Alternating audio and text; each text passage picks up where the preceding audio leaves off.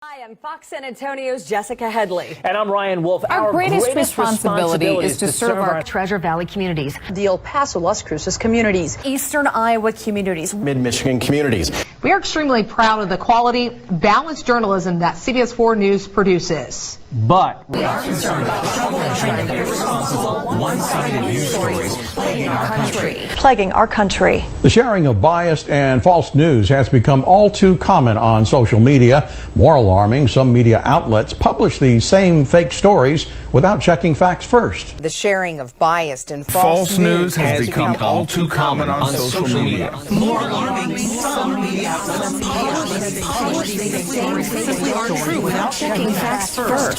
Unfortunately, some members of the media use their platforms to push their own personal bias and agenda to control exactly what people think. And this is extremely dangerous to our democracy. this is extremely dangerous to our democracy. This is extremely dangerous to our democracy. This is extremely dangerous to our democracy. This is extremely dangerous to our democracy. This is extremely dangerous to our democracy. This is extremely dangerous to our democracy. This is extremely dangerous to our democracy. This is extremely dangerous to our democracy. This is extremely dangerous to our democracy. This is extremely dangerous to our democracy. This is extremely dangerous to our democracy. This is extremely dangerous to our democracy. This is extremely dangerous to our democracy. This is extremely dangerous to our democracy. This is extremely dangerous to our democracy. This is the realm of journalists and the media in particular. Focusing on the social network site Twitter and drawing on a large-scale analysis of more than 600,000 tweets sent by 2,908 Australian journalists during 1 year, a study claims, shows that journalists continue to live in bubbles in their online interactions with each other. Most journalists were more likely to interact with journalists who have the same gender, work in the same organization, on the same beat, or in the same location. This does include the bubble of shared ideology as well.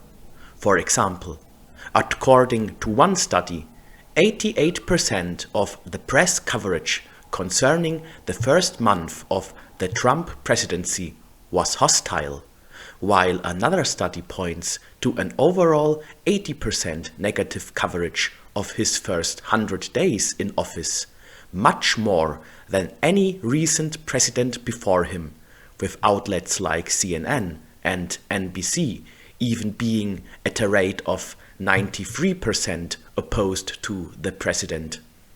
In a supposed liberal democracy, this partisanship is not normal. Tim Grosclose, a professor of political science and economics at UCLA, has spent years constructing precise quantitative measures of the slant of media outlets. Among his conclusions are: 1. All mainstream media outlets have a liberal, which in European terms means leftist, bias. And 2. While some supposedly conservative outlets, such as the Washington Times or Fox News Special Report, do lean right, their conservative bias is less than the liberal bias of most mainstream outlets. This trend towards the left in journalism is a recent phenomenon.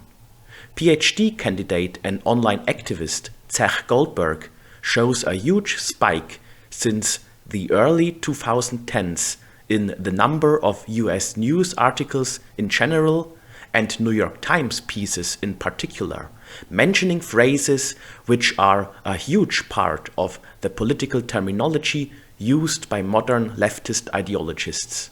Phrases like racism, whiteness, white privilege, people of color, critical race theory, intersectionality, discrimination, marginalized, unconscious and implicit bias, diversity and inclusion, diversity training, social justice, and police brutality. This is in line with the in earlier videos mentioned huge leftward shift of academia and political parties over roughly the same time frame. Yet, like these other fields, it wasn't always this way. A long-term study of reporters' leanings and attitudes, the American journalist in the digital age, shows that the drift toward liberalism, again read leftism, has been going on for years within journalism. In 1971, Republicans made up 25.7% of all journalists, Democrats were 35.5%, and independents were 32.5%. By 2014, the year of the last survey, the share of journalists identifying as Republican had shrunk to 7.1%, an 18.7 percentage point drop. From having near parity with the journalist Republicans in the 1970s, Democrats today outnumber Republicans today by 4-1. Even the supposedly hard-nosed financial reporters were overwhelmingly liberal. Of the 462 people surveyed, 70.63% called themselves very liberal, while 40.84% described themselves as somewhat liberal. When you add it up, 58.47% admit to being left of center. Along with that, another 37.12% claim to be moderate. In fact, a mere 0.46% of financial journalists called themselves very conservative, while just 3.94% said they were somewhat conservative.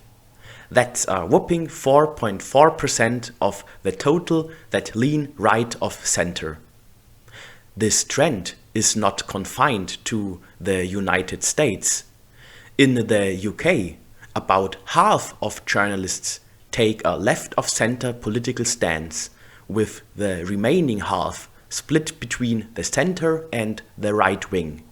And in Germany, around 27% of journalists vote the German Green Party, around 15% Social Democrat, and slightly above 4% the main far left party, while conservatives and neoliberals gain only 9 and 7.4% respectively of their vote. Thus, the majority of Western journalists, which control public opinion and available mainstream information, are in their overwhelming majority influenced by only one general ideological direction, a position of power journalists may, consciously or not, use to manipulate the population as a whole to fall in line with their basic outlook on the world, and thus are able to create the fundamental reality for the public, at least the reality outside of the personal relationships within the immediate circle of family, friends, and colleagues. Public opinion is heavily curated, which means that everything that matters on a broadly social and international level is decided by other people for us, as well as the broad moral evaluation and categorization of said topics. The power journalists and publishers wield is immense and dangerous if in the wrong hands. This is not just true for traditional media, but specifically for the digital realm as well. Over the last several years, evidence surfaced that indicates that the big tech firms of Silicon Valley heavily fall into the camp of leftist politics. A new paper by Stanford political science professor David Bruckman and Neil Malhotra, in collaboration with tech journalist Gregory Ferenstein, provides the best evidence we have to date about how this group thinks. By and large, Tech entrepreneurs are liberals who voted for Hillary Clinton, identify as Democrats, and support same-sex marriage and higher taxes on the rich. The far greatest online platform fit for the purpose of controlling of how people organize, communicate, or share and create knowledge online. Maybe Google. Google had at least the possible potential to rig elections, as a study by Robert Epstein shows. Epstein examined how Google search might have influenced undecided voters in the 2016 US presidential election by providing more positive results for one candidate than the other. He estimated that the search results may have swayed at least 2.6 million voters to Clinton, a claim he also testified before Congress. This estimate was a rock-bottom minimum, and that up to 10.4 million votes could have been shifted to Clinton. Now imagine this influence in the hand of a group of people who lean into a certain political direction. It will be the age of universal control and censorship, even if only unconsciously. This is not just theory, for Google does indeed sanitize its search results. An informant claims, "I look at search, and I look at Google News, and I see what it's doing, and I see Google executives go to Congress and say that it's not manipulated, it's not political. And I'm just so sure that's not true. I have a PhD, I have 5 years experience at Google, and I just know how algorithms are. They don't write themselves. We write them to do what we want them to do." And those Google employees who do write them or command them to be written have certain biases, as whistleblowers and studies asserted and proved.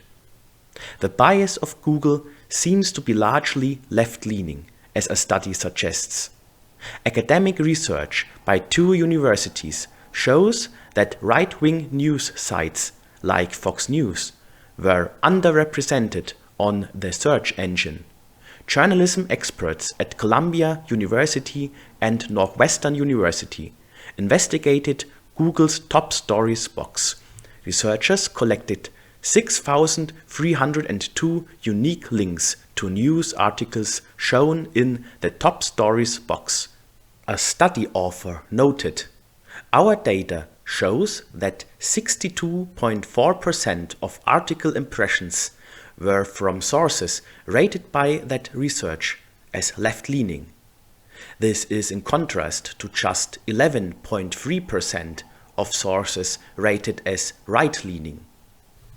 A video leaked by the right-leaning activist group Project Veritas, a group that uses undercover operations to unveil supposed behind-doors activities within mostly supposedly left-leaning institutions, shows a whistleblower who walks Project Veritas James O'Keefe through internal Google documents that he says show that the search engine is a highly biased political machine that manipulates searches for the purpose of promoting its fair and equitable priorities, filtering out or de-emphasizing even factual information if its creators deem that information unfair.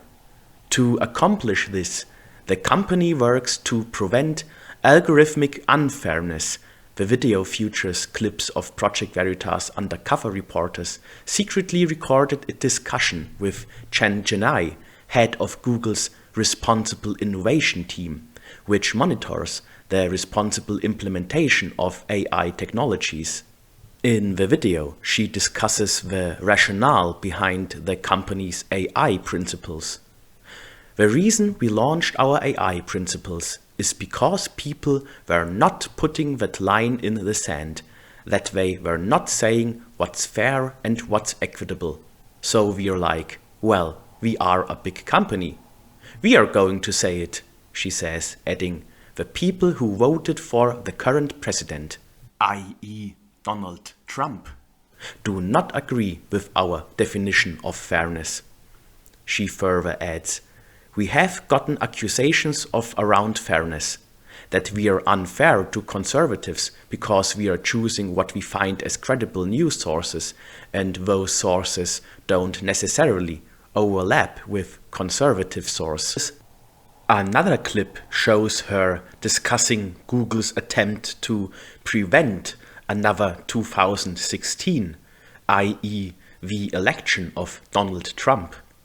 The Democrat politician Elizabeth Warren, according to Chennai, quote, is saying we should break up Google, but she's very misguided. That will not make it better, it will make it worse, because all these smaller companies who don't have the same resources that we do will be charged with preventing the next Trump situation.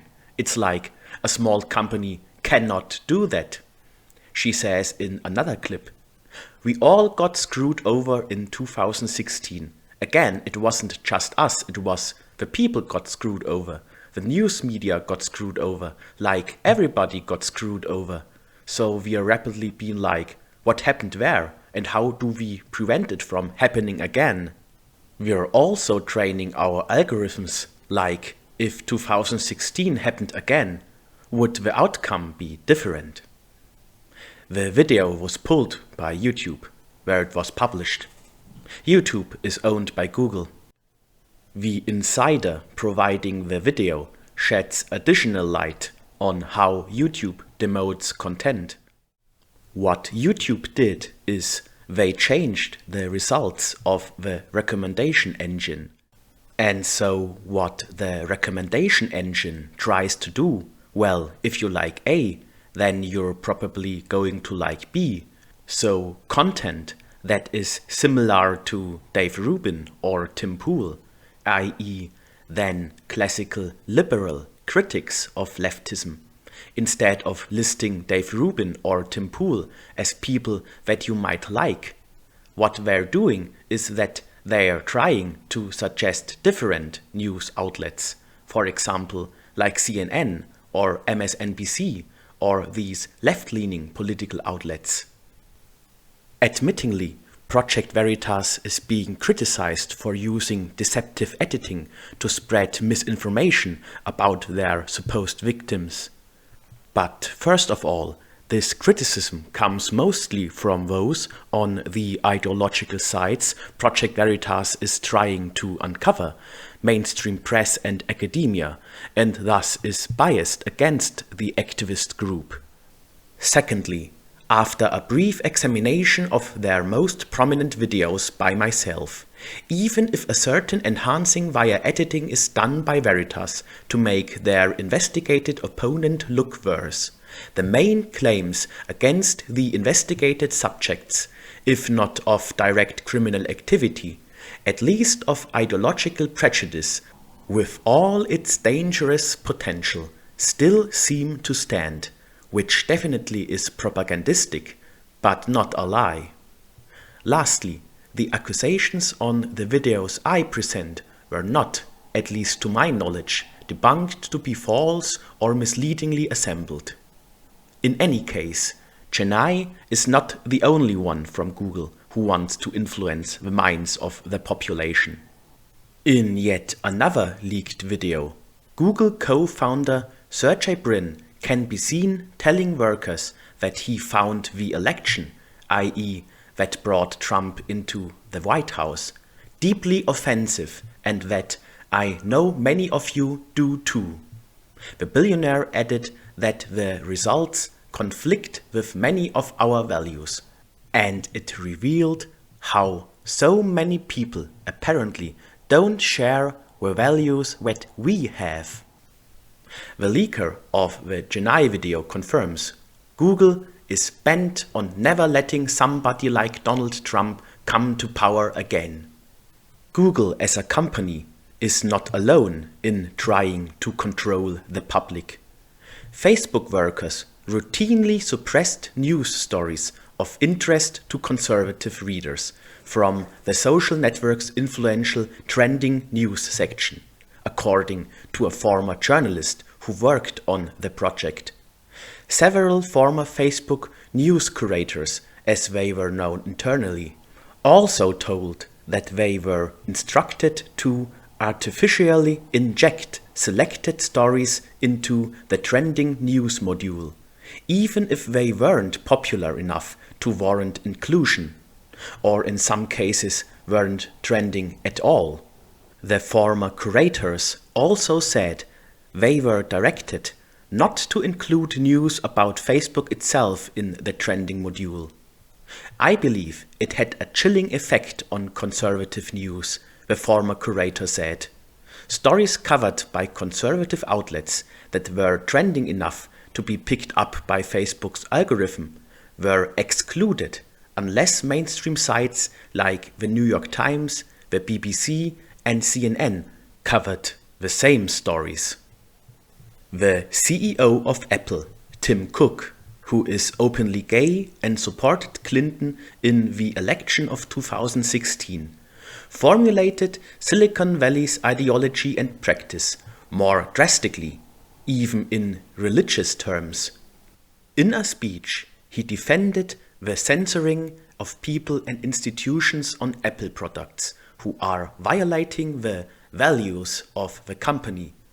Those who seek to push, as he refers to it, hate, division and violence. Not to ban what is wrong, he added, is a sin. Of course, it will be Cook and his ilk which are defining what will constitute hate, division and violence. The most prominent case and severest culmination of this behavior of online censorship was, in my opinion, the banning of the then US President Donald Trump himself, whose accounts on Facebook, Twitter and YouTube were nearly simultaneously banned from these platforms under the pretense that he espoused this so-called violence Cook was talking about.